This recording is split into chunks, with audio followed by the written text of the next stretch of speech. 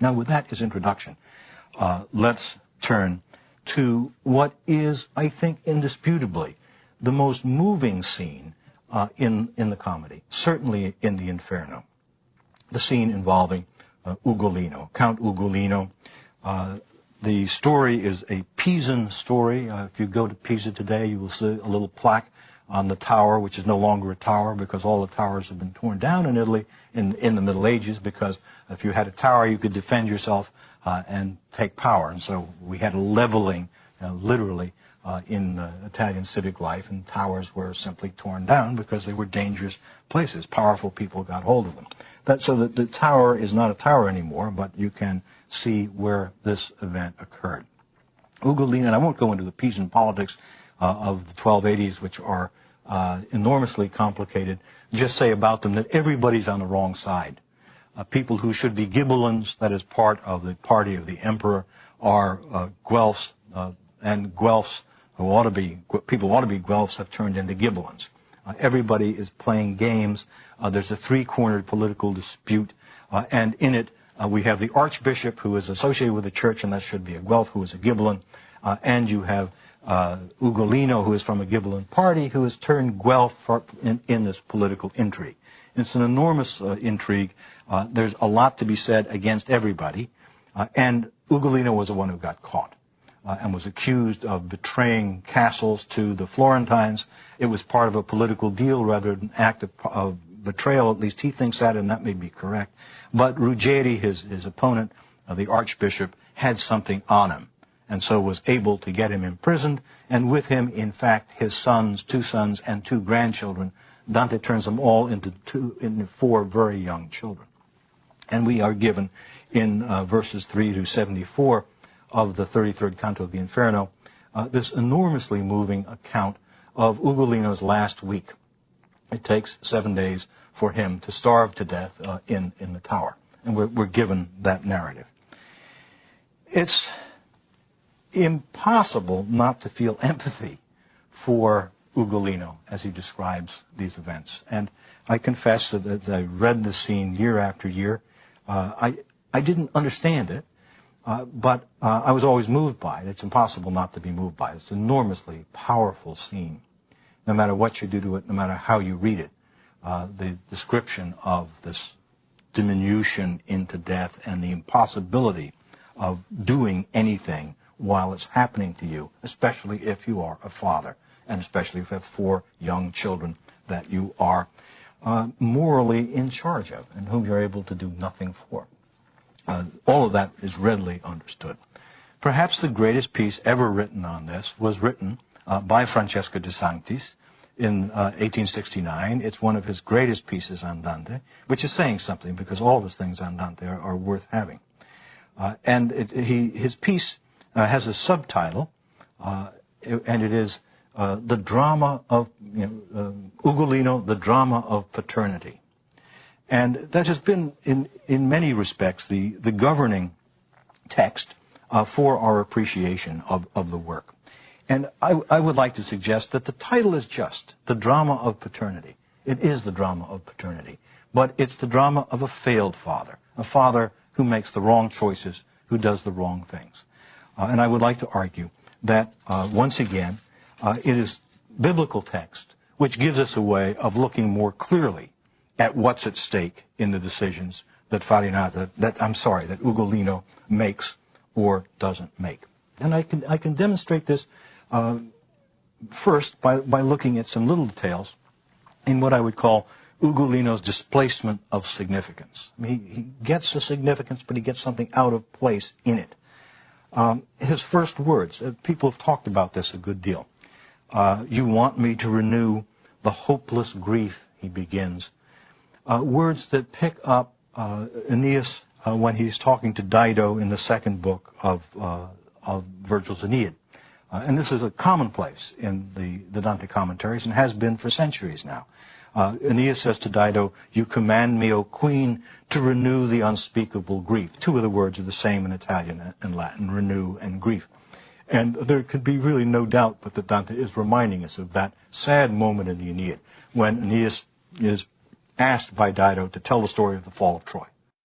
and you get the plangent atmosphere that Virgil evokes as well as any poet ever has.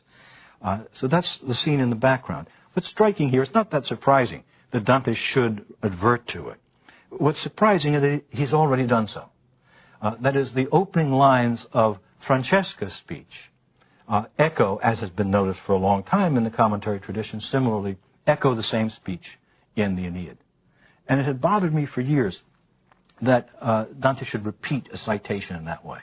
And I always wondered, or half wondered, I wasn't smart enough to see that there was something going on here, that I was being asked to think. That if Dante is repeating himself at the beginning of this speech, and it's mirroring another fairly parallel occasion, that is a sympathetic sinner who is asking for our fondness. Here's another one asking Dante to weep for him and feel sorry for him. And both start off by citing that speech when Aeneas responds to Dido's inquiry to tell about the fall of Troy. And suddenly it dawned on me, what I'm supposed to say is exactly that. I've heard that one before. Now that, if I say it that way, I'm getting the idea.